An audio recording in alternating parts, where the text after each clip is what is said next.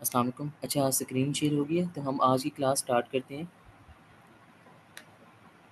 अच्छा last time जब हम ने स्टार्ट की थी क्लास 1 थी हमारी डीप लर्निंग की, तो उसमें हमने परसेप्ट्रॉन को देखा था कि हमने एक परसेप्ट्रॉन ट्रेन किया था आइरिस के डेटा सेट पे ना।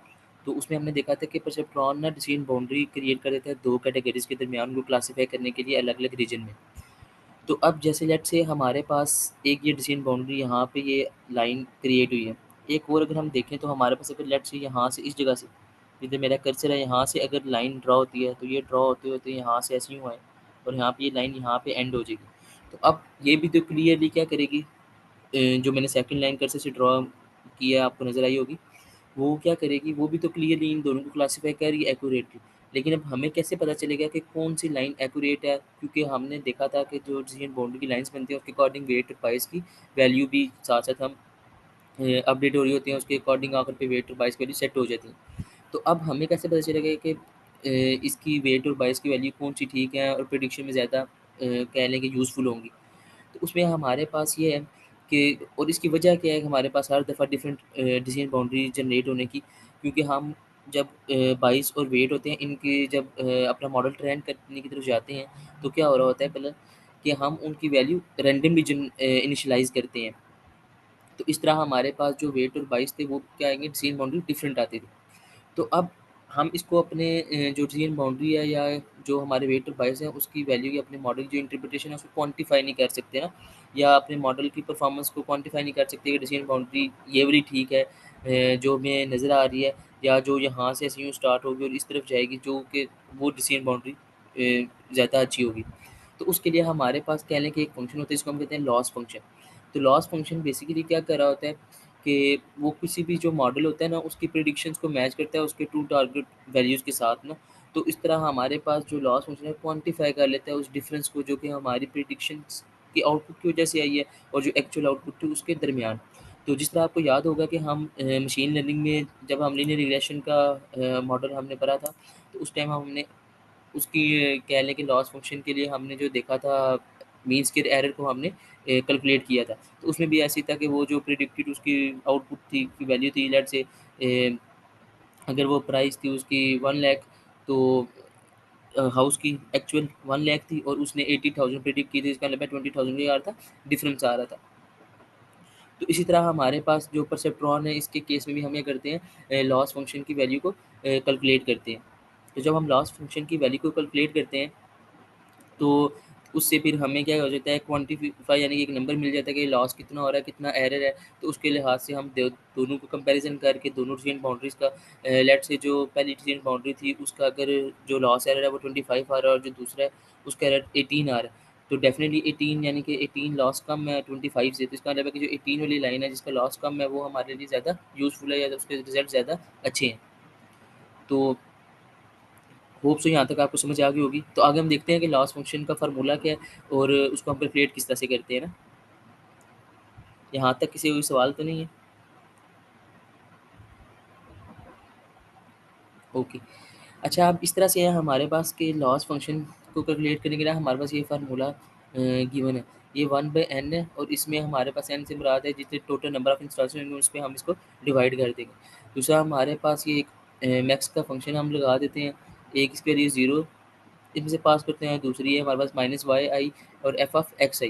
अब इसमें हमारे पास i वैल्यू क्या है, इससे मुराद है कि उस जो करंट इंस्टेंस होगी उसकी वैल्यू को ये कैलकुलेट करेगा, उस पे जो हमारी आउटपुट वैल्यू होगी और ये हमारी उस पे सारे जो कॉलम्स होंगे उनकी वैल्यू होगी। आपको याद होगा f ऑफ xi हम कैलकुलेट करते होते थे, उसके साथ वेट इनपुट जब जा रही थी और उसके साथ उसका वेट को हम प्रोडक्ट करते थे, फिर सबका समेशन होता था और आखिर में 22 टर्म हम ऐड कर देते थे।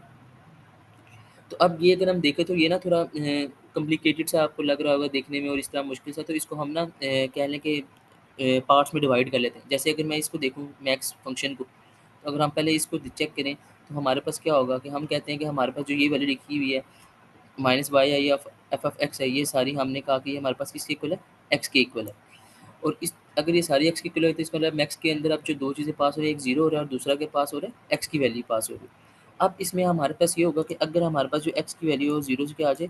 ग्रेटर देन हो जाए, तो इसका मतलब है कि मैक्स की कोई ना कोई वैल्यू आ जाएगी और अगर x की वैल्यू हमारे पास 0 से क्या हो? कम हो, तो फिर आउटपुट क्या होगी? 0 होगी।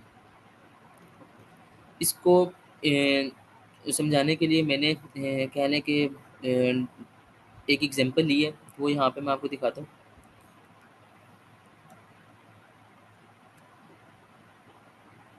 अ, सही हो गया। अच्छा, इसमें अब ये देखिए मैंने क्या किया, मैंने कहा कि हमारे पास जो आईआरएस के डाटा सेट में उसमें 2 फ्लावर थे, एक सेटोसा और एक वर्सिकुलर ना। तो हमने कहा सेटोसा को मैंने यहाँ पे ट्रायंगुलर 1 से रिप्रेज़ेंट कर लिया और जो वर्सिकुलर है उसको सर्कुलर -1 से रिप्रेज़ेंट कर लिया। अब आपको याद होगा कि परसेप्ट्रॉन एक डिसेंट बाउंड्री लगाता था, तो हमने कहा ये हमारे पास वर्टिकुलर है दोनों, और ये सॉरी, ये हमारे पास जो ट्रायंगल है ये दोनों सेटोसा है और जो सर्कल है ये दोनों क्या है, वर्टिकुलर। अब हमारे पास देखें इसी तरह बेशुमार डाटा पॉइंट्स हो सकते हैं ना वर्टिकुलर और सेटोसा के। तो अभी मैंने फॉर द नाउ 4 पॉइंट्स लिए हैं समझाने के लिए आपको ना, कि 4 केसेस होते हैं हमारे पास किसी भी किस्म का डाटा सेट हो, या उसके लिए हमारे पास ना मोस्टली ये 4 केसेस होते हैं, कि अगर 2 कैटेगरीज़ के केस में, कि या तो वो जो लेट्स से हमारे पास जैसे सेटोसा था, यानी कि 1 प्रिडिक्शन में हमारे पास थी, और जो सॉरी, जो हमारे पास एक्चुअल आउटपुट थी वो भी 1 थी, यानी कि जो हमारे पास फ्लावर है वो सेटोसा का है, और इसी तरह हमारे पास जो उसकी प्रिडिक्शन की हमारे मॉडल है वो भी क्या है कि सेटोसा का है। तो इसका मतलब 1 पे अगर 1 वैल्यू आ रही है तो इसका मतलब वो करेक्टली क्लासिफाई हुआ है। इसी तरह अगर -1 पे -1 आया, यानी कि वर्टिकुलर पर वर्टिकुलर उसने प्रिडिक्ट किया, तो इसका मतलब वो भी करेक्टली क्लासिफाई हुआ है। लेकिन अगर हमारे पास है 1 था, यानी कि सेटोसा था, लेकिन उसको उसने वर्टिकुलर प्रिडिक्ट किया, तो इसका मतलब है कि वो रिसीव बाउंड्री की दूसरी तरफ चला गया, तो ये यानी कि मिसक्लासिफाइड हुआ। इसी तरह हमारे पास जब -1 था, यानी कि वर्टिकुलर का था, तो उसने उसको सेटोसा में क्लासिफ़ाई कर दिया, यानी कि ये भी हमारे पास मिसक्लासिफ़ाई हो गया। तो इसका मतलब ये हुआ कि हमारे पास क्या हो रहा है कि 4 केसेज़ हैं, कि हमारे पास 2 कैटेगरीज़ को उसने 2 दफ़ा बिल्कुल करेक्टली क्लासिफ़ाई किया है, ठीक प्रेडिक्ट किया है, और 2 दफ़ा उसने रॉन्ग प्रेडिक्शंस की। तो अब ये मैंने आपको जो अभी बताया था कि ये जो वैल्यू है हमारे पास, इसमें क्या हो रहा था, जो वाई ऑफ आई है और एफ ऑफ एक्स आई है। तो अब अगर हम देखें तो हमारे पास क्या आएगा, कि हमारे पास ये दोनों क्या आ रही हैं, 1-1, यानी कि दोनों पॉजिटिव है। तो ये देखिए दोनों जब पॉजिटिव और पॉजिटिव आपस में मल्टीप्लाई होंगे तो पॉजिटिव रहेंगे, लेकिन ये जो बाहर माइनस लिखा है इसमें से क्या आ जाएगा, नेगेटिव। तो अब पर हमने अभी एग्जाम्पल में देखा कि अगर एक्स की वैल्यू लेस देन 0 होगी तो फिर जो रिटर्न करेगा मैक्स वो क्या आएगी, 0, यानी कि अभी कोई लॉस कैलकुलेट नहीं होगा, क्योंकि इसका मतलब है कि वैल्यू हमारे पास करेक्टली प्रिडिक्ट हुई है, करेक्टली क्लासीफाई हुई है।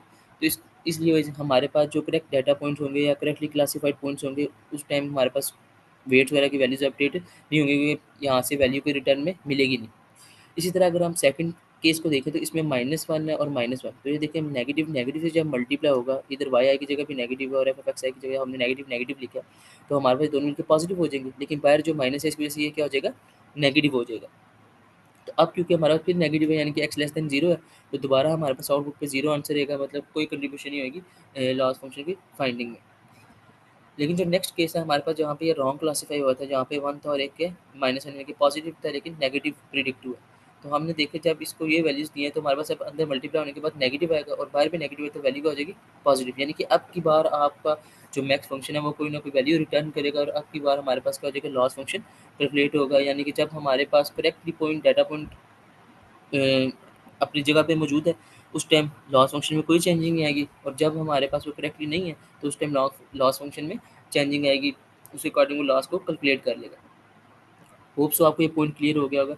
और डेफिनिटली मैं इधर अभी सिर्फ पॉजिटिव नेगेटिव लिख रहा हूँ, तो वैसे मोस्टली इधर ये कहते हैं कोई ना कोई न्यूमेरिकल वैल्यूज़ होती हैं, उनसे आपको बेहतर आइडिया हो जाएगा।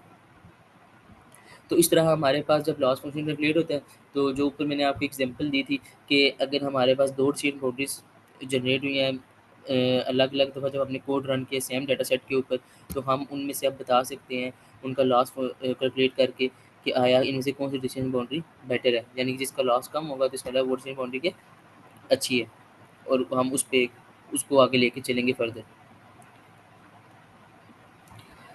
नेक्स्ट इसको दिखाने के लिए हमने एक मे क्लासिफिकेशन डाटा सेट की लाइब्रेरी इंपोर्ट करी, और यहाँ से हमने एक डाटा सेट बना लिया। उसकी अगर हम शेप देखें तो हमारे पास ये एक्स डॉट शेप से तो हमारे पास ये आ गया है 100 उसके डाटा पॉइंट्स है, 2 कॉलम है उसके, और 100 रोज़ हैं, सॉरी 100 रोज़ हैं और 2 कॉलम है। इसी तरह जो वाई डॉट शेप है तो उसमें हमारे पास, क्योंकि आउटपुट का एक ही कॉलम होता है, तो लेकिन 100 उसके क्या है, रोज़ आ गए। तो ये डाटा सेट को हमने इधर ये प्लॉट कर दिया, तो आप देख सकते हैं 2 कैटेगरीज़ में डाटा सेट प्लॉट हो गए, एक ब्लू कलर में और एक इसने येलो कलर में या ग्रीन से कलर कहने रख दिया।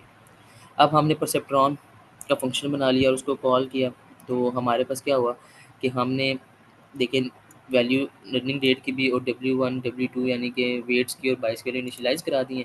और अब हमारे पास क्या होगा, हम कंडीशन इस पे लगा दी है और साथ ही वेट और बाइस की वैल्यूज़ को हमने लर्निंग डेट जैसे वो सीखता जाएगा उसके हिसाब से वो अपडेट करता जाएगा। तो ये लास्ट क्लास में भी हमने ये चीज़ देखी, इसलिए इसको इन डेप्थ में नहीं जा रहे, और ये आपको याद होगा कि इस तरह चेन बाउंड्री हमने फिर प्लॉट करके देखी थी इन दोनों के दरमियान। अच्छा, जब हम परसेप्ट्रॉन अभी हम देख रहे थे तो इसमें हमने देखा कि यहाँ पे भी जो डाटा सेट है ये देखें किस तरह लीनियरली सेपरेटेबल है।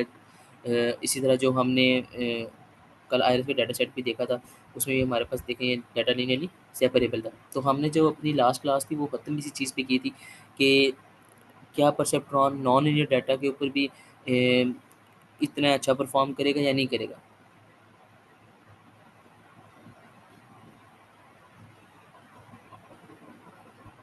तो एनी आइडिया किसी को कि इतना अच्छा परफॉर्म करेगा या नहीं करेगा।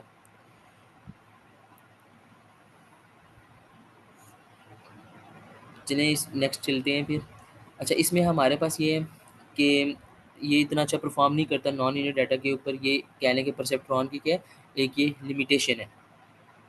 और इसको समझने के लिए हम इधर ना दो जो गेट जिनसे आप फेमिलियर हैं, एंड और एक्सॉर गेट, उसको मैंने एज एग्जांपल इधर लिया है, ताकि आप लोगों को मैं दिखा सकूँ किस तरह से ये सेपरेट नहीं कर पाता या डिसीजन बाउंड्री जनरेट नहीं कर सकता जो सिंपल परसेप्ट्रॉन है। तो हमारे पास क्या होगा इसमें कि हमने नमपाई की लाइब्रेरी इंपोर्ट करा ली थी, मैटप्लॉटलिब की, इसी तरह एसकेएलएन के लिए मॉडल से परसेप्ट्रॉन ले लिया। उसके बाद आप देखें हमारे पास जो आपने जब गेट्स करे होंगे तो उसमें पता है आपको 2 इनपुट्स होती हैं, यानी कि 0 और 0 या 0 1 1 0 और 1 1। तब हमारे पास आपको याद होगा एंड गेट पे सिर्फ तभी आउटपुट 1 आता था जब दोनों इनपुट्स क्या होती थी 1 होती थी। ये देखें हमारे पास एंड गेट की जो मैंने आउटपुट बनाई है तभी 1 आई है जब ये दोनों इनपुट्स क्या थी 1 थी, और बाकी सारे केसेस में क्या 0 है। इसी तरह जो XOR गेट होता है उसमें हमारे पास अगर दोनों इनपुट सेम हो यानी कि 1 1 हो या 0 0 हो, तो उस टाइम हमारे पास जो आउटपुट है वो 0 रहती है। सिर्फ इसकी तभी वैल्यू 1 आती है जब दोनों आउटपुट्स इन सॉरी दोनों इनपुट्स हैं जो हमारे पास वो क्या हैं, डिफरेंट हो। तो होप सो ये आपको रिकॉल हो गया होगा एंड गेट और एक्सआर गेट, मैक्सिमम बच्चे आप इससे फेमिलियर होंगे। देन हमने फंक्शन कॉल कर लिया ट्रेनिंग के लिए और प्लॉट के लिए क्लासीफायर को सिंपली, और उसके बाद सीन बाउंड्रीज की जनरेट कर ली। तो ये देखिए हमारे पास जो एंड गेट था इसमें हमारे पास ये देखिए क्लियरली उसने ये यहाँ पे सीन बाउंड्री लगा दी, जहाँ पे एक 1 था उसको उधर पैदा कर दिया, बाकी ये 3 जिन पे वैल्यू 0 आई थी वो इधर इसने सेपरेट कर दिया। अच्छा, इसी तरह अगर हम देखें तो अब एक्सऑर जो गेट था, या क्योंकि ये नॉन लीनियर डाटा था, नॉन लीनियर डाटा मैं इसलिए कह रहा हूँ क्योंकि ये लीनियर सेपरेटेबल नहीं है। जैसे इसमें अगर हम देखें तो ये देखें यहाँ पे अगर हम लाइन लगाते हैं तो ये इन दोनों में से कोई एक मिसक्लासिफाइड है। अगर मैं लाइन ऐसे लगाता हूँ तब भी कोई एक मिसक्लासिफाइड है, ऐसे लगाता हूँ तब भी कोई एक मिसक्लासिफाइड है। यहाँ से अगर मैं लाइन ड्रा करता हूँ तब भी क्या है, मिसक्लासिफाइड है। इसलिए इसने डिसीजन बाउंड्री जनरेट ही नहीं की यहाँ पे, क्योंकि ये नॉन लीनियर डाटा को सेपरेट नहीं कर पा रहा। और अगर लेकिन अब इसका कोई ना कोई मतलब कहने सॉल्यूशन तो होगा ना, कि हम नॉन यूज़ डाटा को किस तरह से फिर सेपरेट करते हैं डीप लर्निंग में, किस तरह से उसकी डिसीजन बाउंड्रीज जनरेट करते हैं।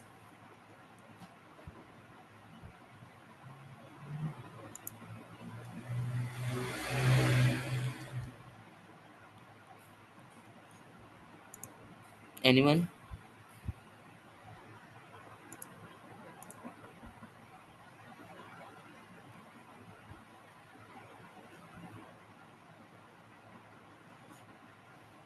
मतलब कोई तो आपको वो होगा ना आइडिया थोड़ा बहुत, कर सकता है नहीं कर सकता या इसका सॉल्यूशन क्या है?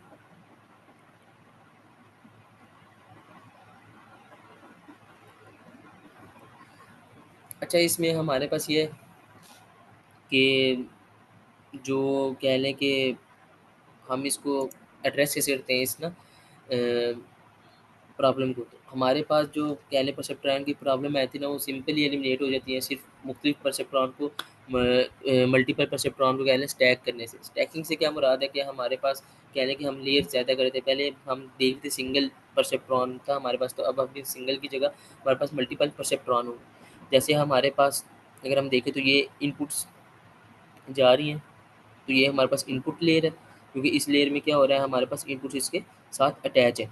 इसी तरह हमारे पास यहाँ से डाटा इंट्रोड्यूस्ड हो रहा है, जिस वजह से हम इनको इनपुट लेयर कह रहे हैं। अब नेक्स्ट इसके बाद जो आएँगी वो आएँगी हिडन लेयर्स, और यहाँ पे कंप्यूटेशन वगैरह परफॉर्म होगी और इसकी जो आउटपुट होगी वो अगली आउटपुट लेयर के लिए एज अ इनपुट के तौर पे काम करेगी। इसी तरह इनपुट लेयर की जो आउटपुट थी वो हिडन लेयर्स के लिए एज अ इनपुट काम कर रही होती है। तो फाइनली आउटपुट लेयर होती है जहाँ पे डिसीजन मेड होते हैं, यानी कि जहाँ पे हम फाइनल प्रेडिक्शन वगैरह अपनी कर रहे होते हैं। ये आप डायग्राम में देख सकते होंगे ना। तो अब क्वेश्चन ये आता है कि हम एमएलपी को ट्रेन किस तरह से करते हैं ना। तो एमएलपी को जो ट्रेन करने के लिए एक नया एल्गोरिदम उस टाइम पे इंट्रोड्यूस किया गया था, उसको बैक प्रोपगेशन ट्रेनिंग एल्गोरिदम कहते थे। तो लेकिन इससे पहले कि हम इसको समझें, हमें ज़रूरी है कि हम एक्टिवेशन फंक्शन को देखें जो कि सिग्मॉइड हमारे केस में आप यूज़ करेंगे। आपको याद होगा लास्ट क्लास में हमने स्टेप फंक्शन देखा था। तो हमारे पास जो स्टेप फंक्शन था वो आपको याद होगा वो लीनियर डाटा के लिए था ना। तो वो लीनियर डाटा के लिए था और वहाँ पे वो क्या कह रहा था, जो स्टेप फंक्शन होता है वो उसको 0 और 1 की रेंज में कह रहा था कि अगर 0 से वैल्यू लेट से बड़ी आ रही है तो negative reason, sorry positive reason में क्लासिफाई कर रहा था, प्रिडिक्ट कर रहा था, और अगर 0 से लेस देन है तो नेगेटिव रीजन में उसको प्रिडिक्ट कर रहा था या प्लेस करता था डाटा पॉइंट को। तो हमारे पास जैसे एक माइंड होता है बेसिकली वो भी ऐसे ही उसको रेंज में भी कन्वर्ट करता है, लेकिन ये नॉन लीनियर में क्यों यूज़फुल है, साथ में ये एज अ प्रोबेबिलिटी और ग्रेडियंट डिसेंट स्टेप्स के लिए कहने के यूज़फुल है परफॉर्म करने के लिए। साथ इसमें पार्शियल डेरिवेटिव वगैरह हम कर सकते हैं। इसकी वजह से होता क्या है, जब हम इसकी प्रोबेबिलिटी निकाल सकते हैं ना, तो इस वजह से हमारे पास क्या होगा, ये नॉन लीनियरिटी एल्गोरिदम इंट्रोड्यूस कराता है और जो डाटा पॉइंट्स हैं उनको हम कह लें कि जो बाउंड्री होगी डिसीजन बाउंड्री वो कर्व शेप में भी हमारे पास आ सकती है। इसमें थोड़ी बहुत स्मूथिंग ले आता है। तो ये आपको सिग्मॉइड फंक्शन का हमारे पास ये फार्मूला। तो बाकी मैंने आपको इसका एक ओवरव्यू दे दिया कि बेसिकली हमारे पास क्या होता है, शेप सी बना लेता है और उसके बाद इसमें कह लें कि हमें जो है उसको क्या करते हैं, नॉन लीनियरिटी रिड्यूस कराते हैं, और साथ ग्रेडियंट डिसेंट के जो स्टेप्स हैं वो करने में मतलब आसानी हो जाती है इम्प्लीमेंट करने में। अच्छा, इसमें हमारे पास इस तरह से हमने किया कि हमने लाइब्रेरी, दूसरा भी जो प्रॉब्लम थी ऊपर हमारे पास एक्स और गेट की ना, उसी को हम एड्रेस करेंगे कि किस तरह जो मल्टीलेयर परसेप्ट्रॉन है वो एक्स और गेट जो उस टाइम सिंगल परसेप्ट्रॉन से वो उसमें डिसीजन बाउंड्री जनरेट था कर पा रहा, तो मल्टीलेयर परसेप्ट्रॉन कैसे वो जनरेट करता है। तो उसी तरह ये देखें हमने सिग्मॉइड फंक्शन को कॉल किया और यहाँ पे सिग्मॉइड फंक्शन ये देखें फार्मूला लगा दिया। उसके बाद इसका मैंने आपको कहा था कि पार्शियल डेरिवेटिव भी लेते हैं, तो ये हमने डेरिवेटिव भी ले लिया। उसी तरह हमने इनपुट डाटा और आउटपुट डाटा रेडी किया। इनपुट में वही 0 0 0 1 1 0 और 1 1, और देन मैंने आपको बताया था कि जहाँ पे सेम इनपुट्स होंगे वहाँ पे इसका आंसर 0 रहता है, और जहाँ पे डिफरेंट इनपुट्स आएँगी वहाँ पे इसका आंसर रहता है 1 रहता है।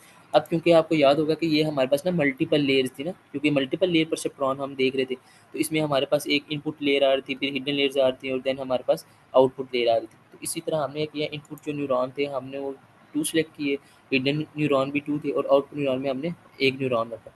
अब जो लर्निंग रेट है और वेट्स की वैल्यू आपको याद होगा कि हम इनिशियली खुद से एडजस्ट करते हैं। तो जो लर्निंग रेट हाइपर पैरामीटर था उसको हमने 0.1 से स्टार्ट किया। इसी तरह इपॉक्स हमने दे दी कि कितनी इटरेशंस करनी है और कितनी दफ़ा डाटा को मतलब पास कराना है पूरे नेटवर्क पे, पूरे नेटवर्क के आर्किटेक्चर पे से। इसी तरह हमने क्या किया, जो हमारे पास वेट्स की वाली थी वो भी हमने रैंडमली जनरेट करा, हिडन वेट्स की, इसी तरह हिडन बाइस, आउटपुट वेट और फिर देन आउटपुट बाइस। अच्छा, ऊपर अब हमने देखा था बैक प्रोपेगेशन एल्गोरिदम ना, तो उसको हम इन डिटेल नेक्स्ट क्लासेस में देखेंगे, लेकिन साथ-साथ इसमें ये है कि हमारे पास ना 2 तरह का कह लें कि लेयर्स चाहिए होती हैं। एक फॉरवर्ड ट्रेनिंग हो रही होती है और एक बैक प्रोपेगेशन हो रही होती है, यानी कि फॉरवर्ड प्रोपेगेशन और बैक प्रोपेगेशन। तो फॉरवर्ड के नाम से ज़ाहिर है कि हमारे पास क्या हो रहा है, कि मैं इसको आपको डायग्राम से बताता हूँ कि इनपुट यहाँ से जाएँगी और हर न्यूरॉन से गुज़रते हुए यहाँ से फॉरवर्ड होके आउटपुट पे आ जाएँगी। और अब हमारे पास बैक प्रोपेगेशन में क्या हो रहा होता है, बैक प्रोपगेशन में यहाँ से हम आउटपुट पे जब लॉस फंक्शन कैलकुलेट करते हैं, तो वहाँ पे जितना एरर आता है उसके अकॉर्डिंग अब ये बैक रिवर्स प्रोपेगेट करते हैं, यानी कि बैक प्रोपेगेट करता है और यहाँ पे देखते हैं किस वेट ने या किस न्यूरॉन ने कितना क्या कहते हैं कंट्रीब्यूशन किया और उसका कनेक्शन कैसे है, और फिर उसके लिहाज से उसकी वेट और बायस वगैरह कर देता है, अपडेट करता रहता है। इस तरह हमारे पास बैक प्रोपेगेट करके तो हमारे पास हर पोजीशन पे जैसे ज़्यादा एरर आ रहा है उसको उतना रिड्यूस करता है, उसके लिहाज से वेट और बाइस की वैल्यू इस तरह से एडजस्ट करता है कि हमारे पास जो एरर है वो मिनिमम होता चला जाए। तो इस तरह से ये हमारे पास रिवर्स चला जाता है बैक प्रोपेगेशन। तो इसी तरह हमने फॉरवर्ड प्रोपेगेशन के लिए हमने क्या किया, हिडन लेयर की एक्टिवेशन लगाई। उसमें अगर हम देखें तो यहाँ पे हमने क्या किया, एक्स और हिडन वेट्स थे जो, यानी कि हमारे पास जो एक्स इनपुट थे, फीचर्स थे, उनको हमने वेट के साथ डॉट प्रोडक्ट लेके सबमिशन करा के उसके बाद आपको याद होगा 22 में हम ऐड करा देते थे। इसी तरह हमने फिर जो हमारा आंसर आता था उस पे हमने क्या किया, सिग्माइड फंक्शन लगाते, ये जो हमारा आंसर था हिडन लेयर का। तो इस तरह हमारे पास अब जो बेसिकली हिडन लेयर एक्टिवेशन का आंसर था, बेसिकली इसकी जो आउटपुट आई थी वो बेसिकली जो आउटपुट लेयर है उसके लिए हमारे पास क्या एज अ इनपुट के तौर पे काम करेगी। ये जो हमारे पास हिडन लेयर की आउटपुट है ये हमारे पास नेक्स्ट आउटपुट लेयर के लिए इनपुट लेयर के तौर पे काम करिए। और यहाँ पे आप देखिए आउटपुट के वेट्स आ गए, इसी तरह आउटपुट की बाइस आ गई। फिर हमारे पास जब ये एक्टिवेशन हमने आउटपुट लेयर एक्टिवेशन कैलकुलेट कर ली, इस पर हमने सिग्माइड अप्लाई कर दिया ताकि हम फाइनल आउटपुट को प्रिडिक्ट कर सकें। इसी तरह बैक प्रोपेगेशन में क्या होगा, मैंने आपको बताया था कि एरर कैलकुलेट करते हैं ना वो सबसे पहले। तो देखिए यहाँ पे इसने एरर कैलकुलेट किया और उसके बाद हमारे पास क्या हुआ, एरर कैलकुलेट कैसे करते थे कि जो हमारी ओरिजिनल वाली है टारगेट वैल्यू उसको हम माइनस कर देते हैं जो हमारी प्रिडिक्टेड आउटपुट आई है। तो देन उसके बाद हमने उसी तरह एरर को वापस जो हमारी प्रिडिक्टेड आउटपुट आई थी उसका हमने सिग्माइड डेरिवेटिव लिया, देन उसको एरर से मल्टीप्लाई कराया। इस तरह हमारे पास कहने के अपडेटेड वैल्यू आ गई, डी प्रिडिक्टेड आउटपुट इस वेरिएबल में हमने वैल्यू स्टोर करा दी है ताकि हमें ग्रेडिएंट ऑफ एरर हम कैलकुलेट कर सकें हर आउटपुट के लिहाज से या विद रिस्पेक्ट टू आउटपुट इस तरह से। फिर इसी तरह हमने हिडन लेयर के एरर्स फाइंड किए क्योंकि हम बैकवर्ड जा रहे हैं ना अब हिडन लेयर में। तो अब हिडन लेयर के लिए ग्रेडियंट को क्रिएट करने के लिए हमने ये क्या किया, डी हिडन लेयर का वेरिएबल कॉल किया और वहाँ पे सिग्माइड का डेरिवेटिव अप्लाई कर दिया। देन उसके मुताबिक जब हमारे पास ये कैलकुलेट हो गया एरर वगैरह, देन हमने वेट्स एंड बाइसेस को अपडेट कर दिया। देन उसके बाद अब इसकी प्लॉटिंग की बारी रह गई थी। तो ये देखिए एक्स और गेट में अब हम जब इसको प्लॉट किया तो आपको याद होगा ये दोनों हमारे पास क्या थे, 1 1 की वैल्यू थी और यहाँ पे दोनों क्या थे, 0 0 की। तो अगर हम देखें तो 1 1 को उसने एक रीजन में रखा है, एक सीन बाउंड्री में रखा है, एक कलर में जैसे ब्लू सा, और ये जो 0 0 है ये रेड कलर में रखा है। तो यहाँ तक किसी भी सवाल या कोई चीज़ ना समझ आई हो।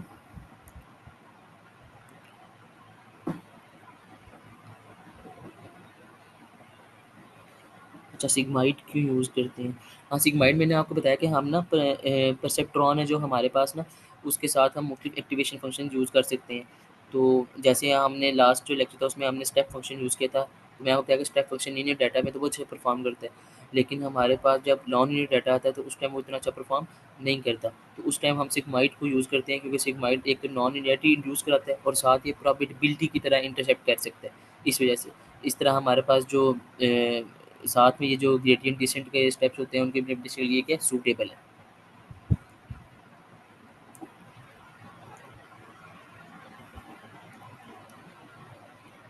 अच्छा, एमएलपी का जो आर्किटेक्चर है, देखिए मल्टीपल लेयर जो हमारे पास परसेप्ट्रॉन है उसका जो आर्किटेक्चर है वो यही है कि हमारे पास सबसे पहले इनपुट लेयर होती है, देन उसके बाद इनपुट लेयर वो लेयर हुआ करेगी हमारे पास जिसमें हमारे पास क्या होगा, जिस पे इनपुट डायरेक्टली हम उसके साथ अटैच हैं।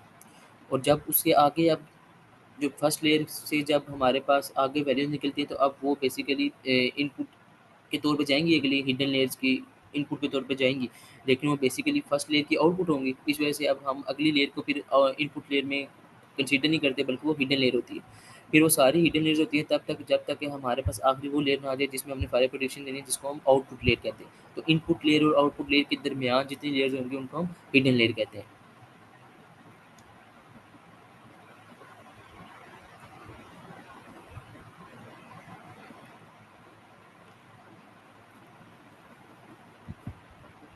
सही हो गया, अभी किसी कोई और सवाल नहीं? इस तरह आपने देखा कि किस तरह हमारे पास सिंगल परसेप्ट्रॉन से जो काम नहीं था और एक्सऑर को क्लासिफाई नहीं था कर पा रहा या उसको कॉम्प्लेक्सिटी बाउंड्रीज नहीं था बना सकता, तो हमने सिर्फ मल्टीपल लेयर परसेप्ट्रॉन यानी कि मुख्तलिफ परसेप्ट्रॉन को टेस्ट टैग करके हमने इजीली क्या किया, इस प्रॉब्लम को भी एड्रेस कर दिया।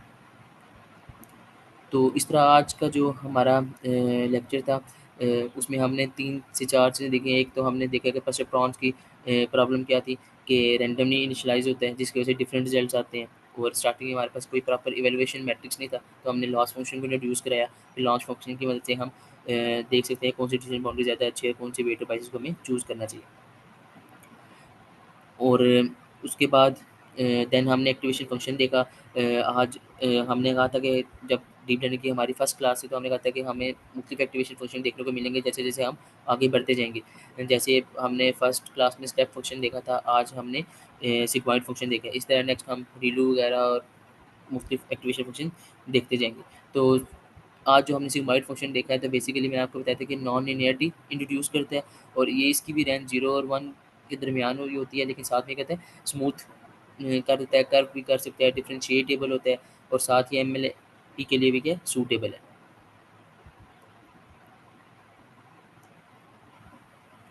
बाकी इसी तरह हमने बैक प्रोपगेशन और फॉरवर्ड प्रोपगेशन देखी है आज।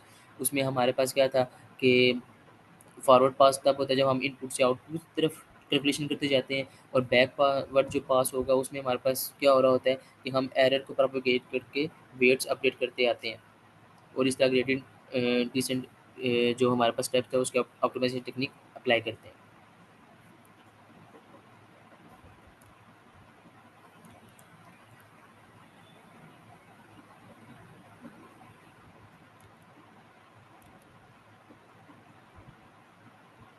सही हो गया।